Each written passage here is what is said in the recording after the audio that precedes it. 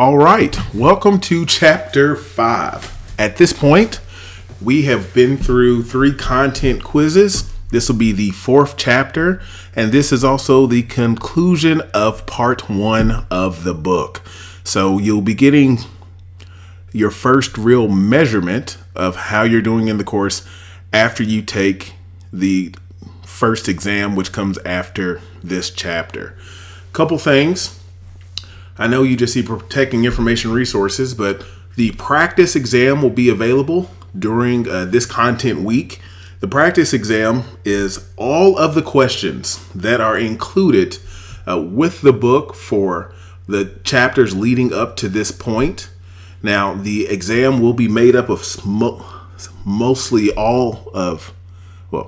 most of the exam will be made up with questions from this pool of questions, which you'll be able to practice in the practice exam. The practice exam is not scored. It will not count toward your final grade, and you can take it as many times as you like. So I encourage you to take that practice exam. It'll help you get familiar with what types of questions may be available on the test. And if you take it enough, you'll probably see 80 or 90% of the questions that will be on the test, but they'll be mixed in with all of the other questions. And when I say take it enough, I mean if you were to take it 15, 20 times, you might see all the questions, but not once or twice. The other thing, we're going to talk a little bit about network connectivity, uptime, downtime, information resources in general when it comes to information systems in this chapter. And we'll talk through some things we've experienced on campus this semester. We had a Blackboard outage, which was pretty significant for 1 or 2 days, a week or 2 ago. And we'll talk about how that fits into information systems in this chapter. Okay, so let's get started. First, let's go through our learning outcomes for today. We're going to talk about information technologies that could be used in computer crimes. We're going to look at basic safeguards in computer and network security. We're going to talk about what are major security threats in this digital age. We're going to understand what security and enforcement measures are. We're going to describe those. And then we're going to come up with some guidelines or review some guidelines for a comprehensive security system. Okay. Now, there will be some lessons we can take from this that apply to our personal computing. But for the context of this chapter, we're staying at the business information system level. And as we go along, some things I'm going to leave out of the discussion, which are available for you to read in the reading. But I do hope that you're doing those readings. The readings should come first. This should reinforce what you are hearing in the readings. And we're going to put up some supplemental ancillaries to go with this chapter in the content folder. Those will come up later in the week. And I think, again, that will help reinforce what we're doing. So let's just dive directly into kind of the risk that come with information systems. And when we talk about risk, we're mostly talking about cybercrime or unethical digital behavior. Okay. Now, when we talk about cost to the economy, what are some of the costs that come from cybercrime? Well, if something of value is stolen, what is stolen is effectively a cost. So stolen identities are definitely a cost of cybercrime. And that is a cost that is felt more personally to individuals, but they are mostly crimes against organizations that lead to the theft or the loss of these personal identities. Next is intellectual property. We saw that with the North Korea Sony thing, where Sony's intellectual property was stolen. We talked about that in Chapter 4. Trade secrets, and then even damage done to a company's reputation or to the individual reputations.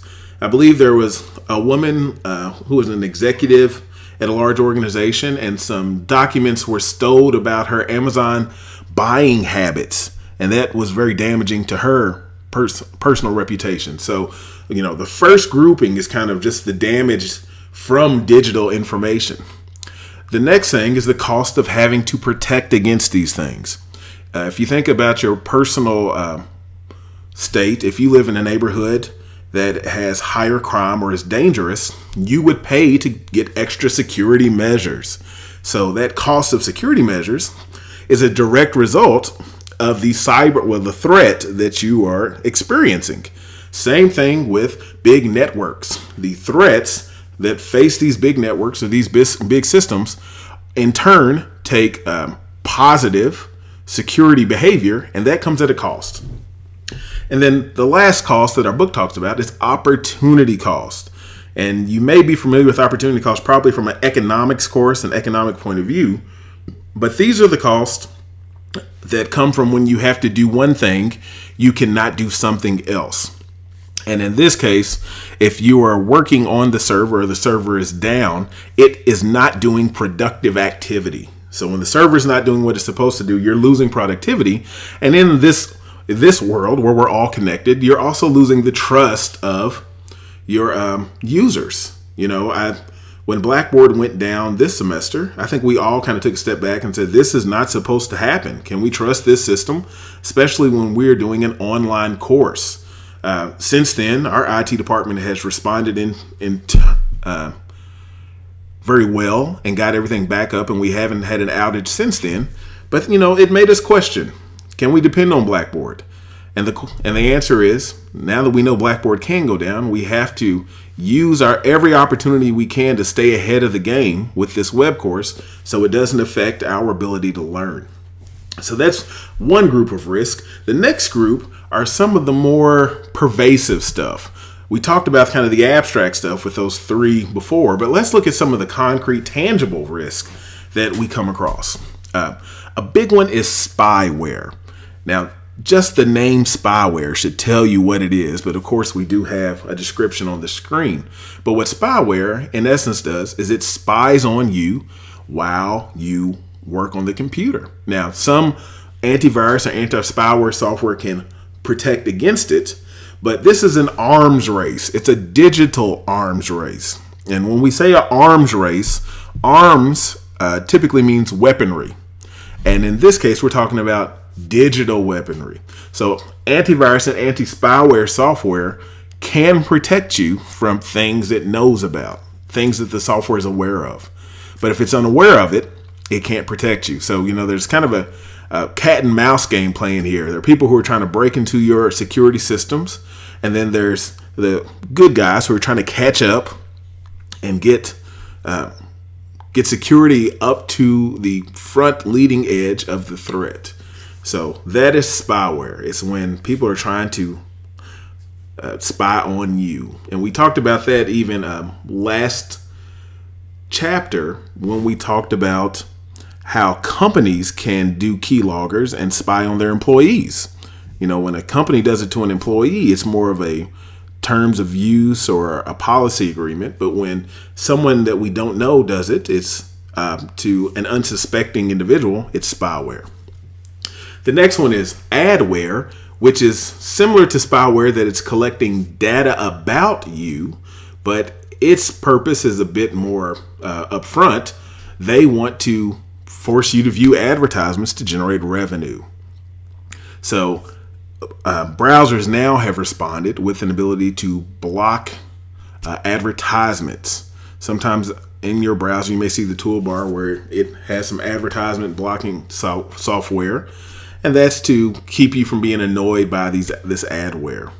We'll talk about probably later in the course the impact that has on the business bottom line of the companies that we go to. You know, if we block the advertisements on the Facebook page and Facebook can't make money, well, that's gonna change how service is delivered. But we'll look at that later in the semester. So that's two. We've got a few more. Next is phishing. Phishing is where you are sent an email that looks like a legitimate email from a source you trust. I get these all the time. I use PayPal. I shop on eBay or other small businesses, and they use PayPal. And I'll get these little fake email messages from PayPal saying, hey, we just need you to send us your password to make sure your account still works. This is not legit. And this is what we call phishing. Of course, it's phishing with a PH instead of a F. But in essence, it's them trying to get information from you by impersonating a website that you trust. I think the best story is Little Red Riding Hood, where the wolf is dressed up like the grandma, and Little Red Riding Hood was wise, and she asked grandma, she said, what big teeth you have? And grandma had an answer. What big eyes you have. And then finally, grandma was revealed to be the wolf. And that's what phishing is. You've got to dig a little deeper on these emails to find out whether or not they are really who you think they are, and make sure that you're asking those key questions and not giving your information to these false websites. A little bit more complicated than phishing is farming. And again, we have an F word. We have an F word that's spelled with a PH. And farming is when a company is hijacked. A group that is not the company takes over their website. Changes the IP address, and when if let's say you wanted to go to google.com, you type in google.com, and it actually takes you to another website that's not Google, but looks like Google. And this is very dangerous as well, because you may then begin interacting with this, typing in your Gmail passwords and all of your other information, and you're just filling up a database of people who have bad intentions. So phishing and farming are pretty serious concerns, and if you think about this from a corporate standpoint, imagine if someone was impersonating your bank and they sent out an email and asked you to put in your name, your address, your bank number, and the password you use to log in. Well, would be a big concern to your bank, and of course to you're putting personal risk. But if your bank was to then be digitally robbed because of this different account information, they would have a lot of accountability that they would need to rise to the occasion. So these are two big things that worry a lot of the IT people, those CTOs that we talked about in the first chapter. And the last thing is even more dangerous, which is keystroke loggers. Now, I believe it was, this was one of the scenarios that led to one of the big hacks with the IRS. I think it was either this or maybe some social engineering or a little bit of both.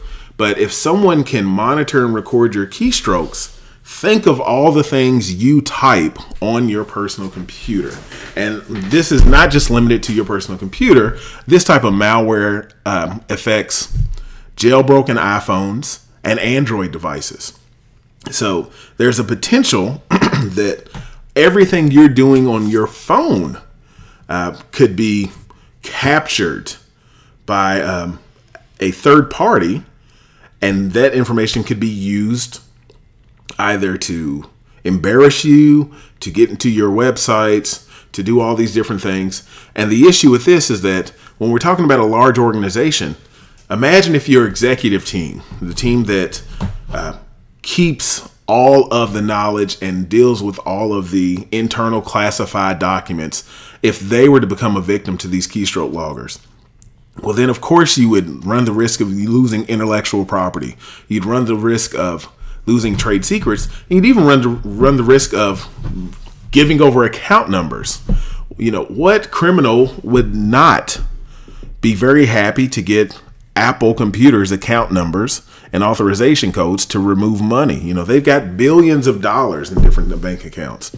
So this stuff is very, very serious.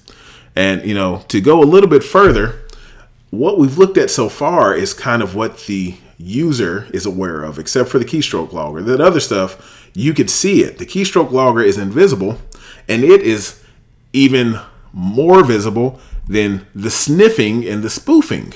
And these are technologies that are happening really at the low level of the internet connectivity. This stuff is happening even now. Your internet service provider is capturing and recording your network traffic right now. And that's fine because you have a terms of use agreement with them. But if you have an unlocked Wi-Fi network, or if you use Wi-Fi when you go to McDonald's on those open networks, there could be people who are using your network traffic to understand you, to figure out when you're going to be at home, when you're not going to be at home.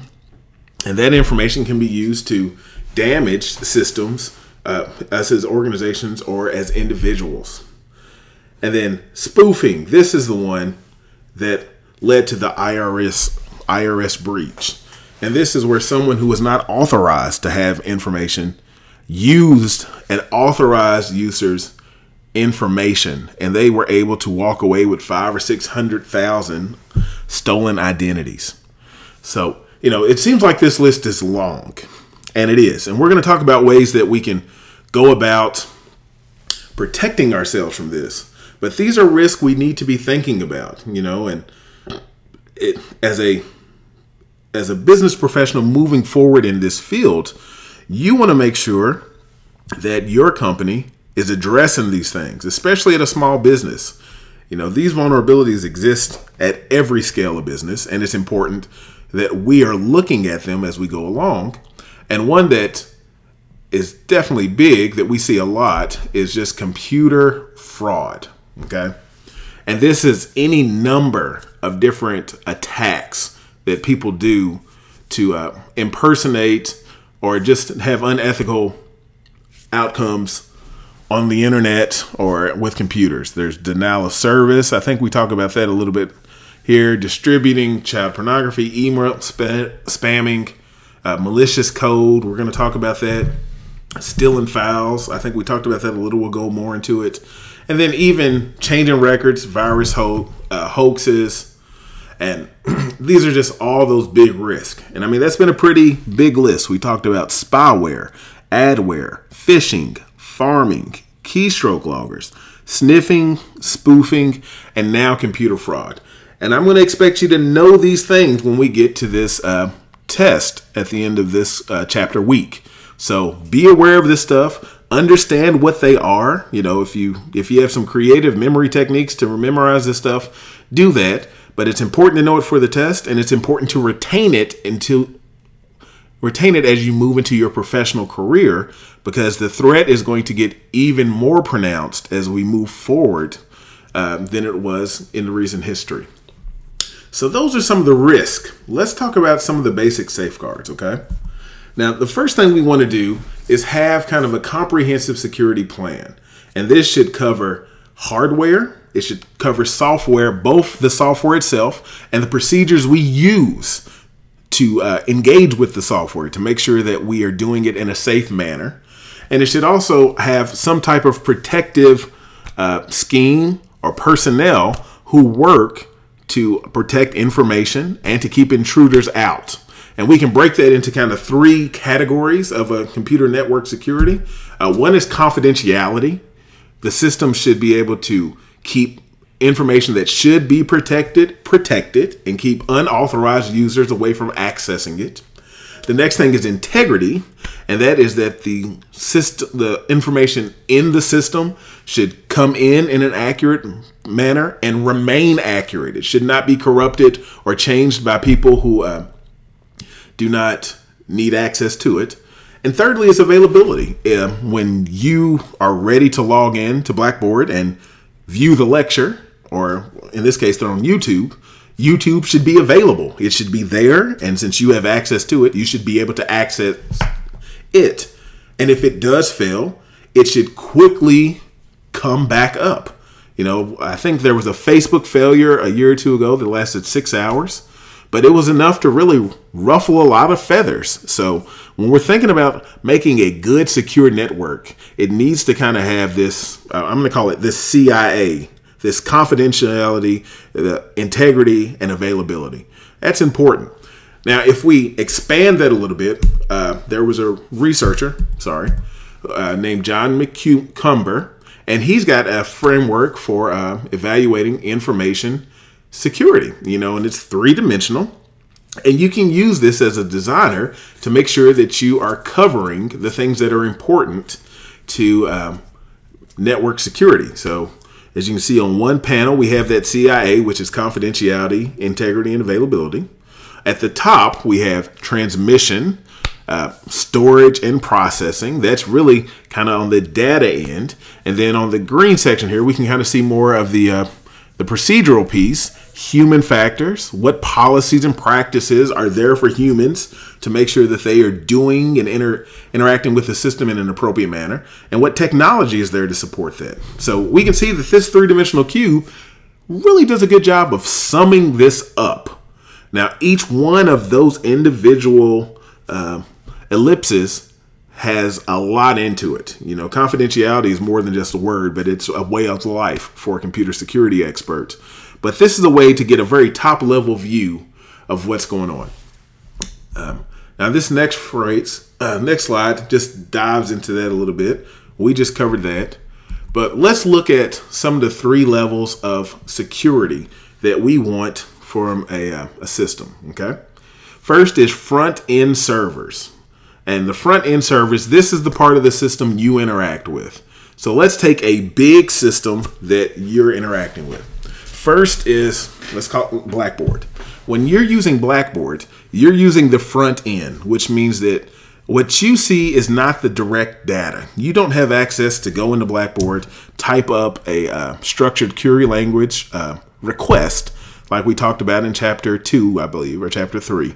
You can't do that. What you have is a graphical user interface that you can interact with, and that is stored on one set of servers just for kind of the external users.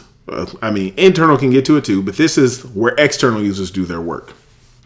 Next are back-end systems. Now, these are systems that have more access to some of the more sensitive parts of the data, if you will, sensitive parts of that information.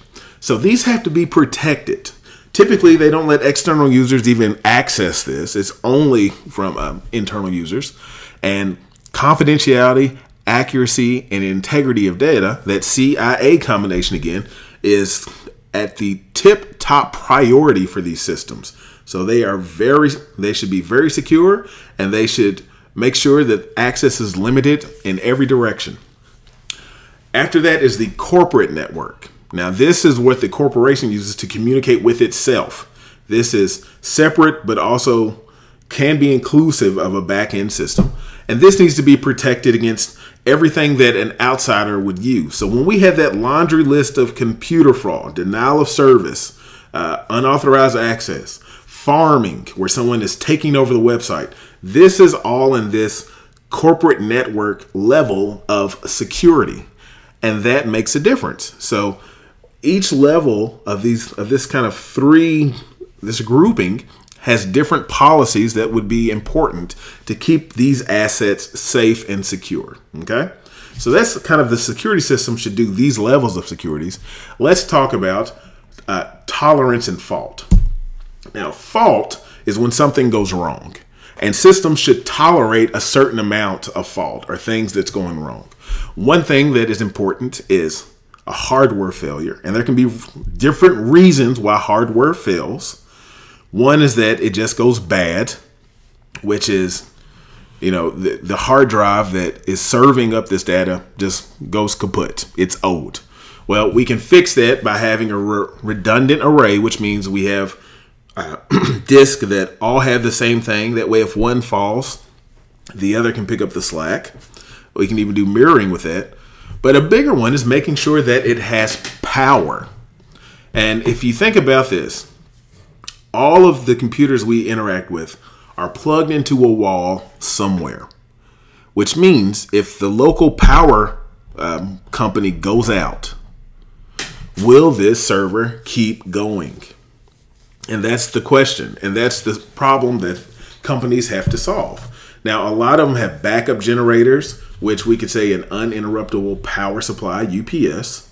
But, you know, there are other methods. There are other ways to do this.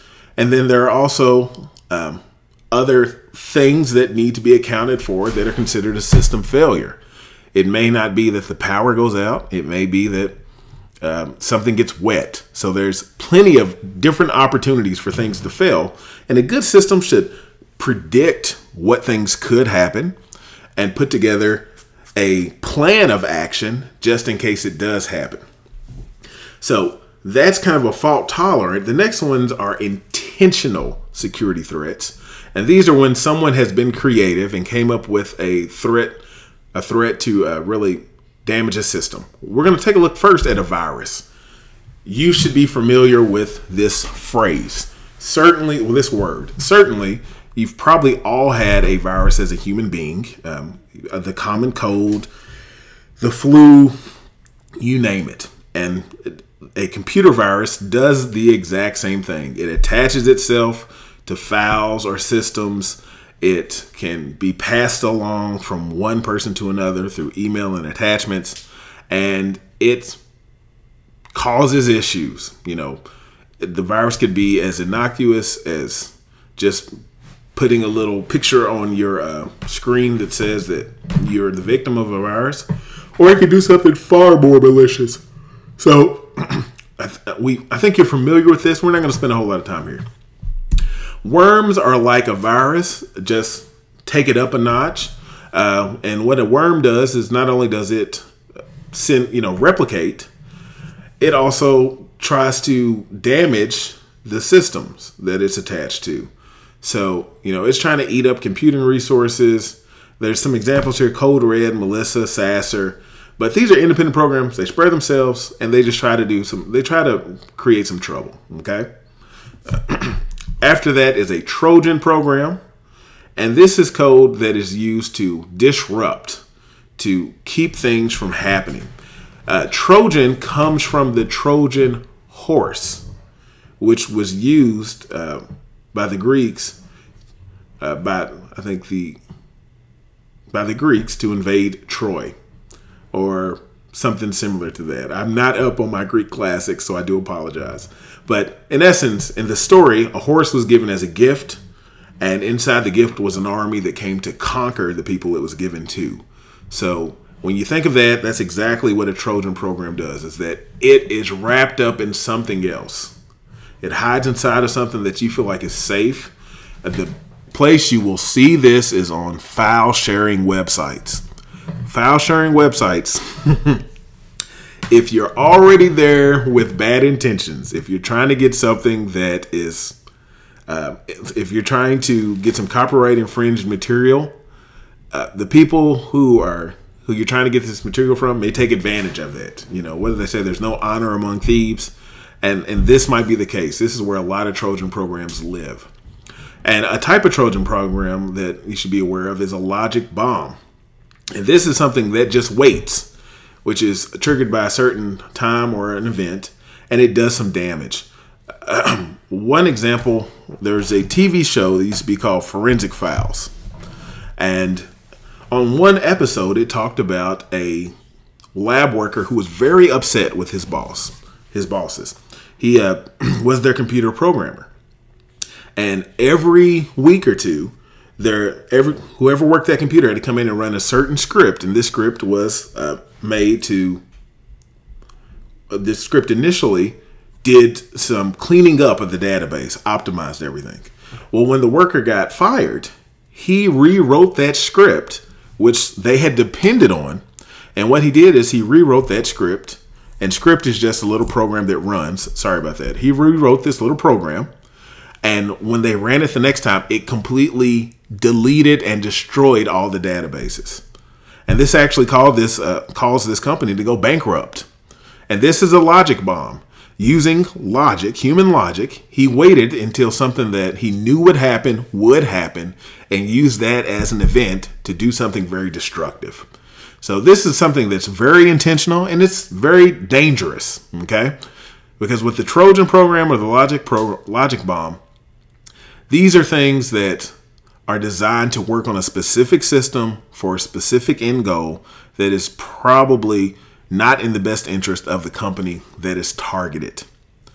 If we push forward through this, we've got a backdoor and a blended threat. A backdoor is just like that, where you sneak in and bypass the security system. And a blended threat is where we take those three things before, the virus, the Trojan, the logic bomb, the backdoor, and we put those together, So in essence, this is what you would see on a movie where the person who is trying to rob a bank breaks in through the back of the system, plants a little piece of software that builds and gives them all types of access, and then at a certain point, it takes down their systems like a prison break, and then does harm to the organization that creates panic. And during that panic, they're able to accomplish a goal that they would not have been able to do otherwise. And then I think There's two more threats we're going to look at. Denial of service. I'm going to leave that one for the chapter. It's pretty straightforward for the reading. And there's two types. And then the last one I want to look at is social engineering. Now, this one is what we are all vulnerable to. And this is something that companies, as long as they employ people, will be very vulnerable to. Okay? Social engineering is where we use the customs, the culture, the expectations of people against them in a digital world. Okay? Let me give you an example. I know that everyone in this apartment complex puts their trash out to be picked up on a Tuesday. Well, if I'm interested in getting into people's TopNet accounts, and I know that all the TopNet billing came out the last Friday, well, I will wait until Monday, and then the people whose accounts I want to compromise, I'll just go get their trash. It's likely that they had the TopNet billing, they looked it over, they threw it away, they didn't shred it, they didn't dip it in water and dispose of it, they just put it in the trash. And I bet they put it in there with other pieces of their trash that has their address, their home address on it, and other identifying things. I pull that out of the trash, and then I can use that to figure out some stuff about these folks. So I know I now know their 800 number. I know their home address. And if I know their home address, and if they have anything that reveals some other information, I can use that, hop on Facebook, go to their Facebook page, see a picture of their dog and get their dog's name, see a picture of their grandma, get their grandma's name, and if grandma's got an account that has her maiden name in the middle, I can also use that, and I can use that stuff to answer the forgot my password questions. Okay? And just through this social engineering, this physical fishing in the trash, I can now take over someone's TopNet account or take over someone's Facebook account or Twitter account. And then once I can take that over, imagine the information I can gather from that. And I can just little by little build up to a very big amount of data that can be used to compromise an individual. We're going to stop here. We're about 40 minutes in.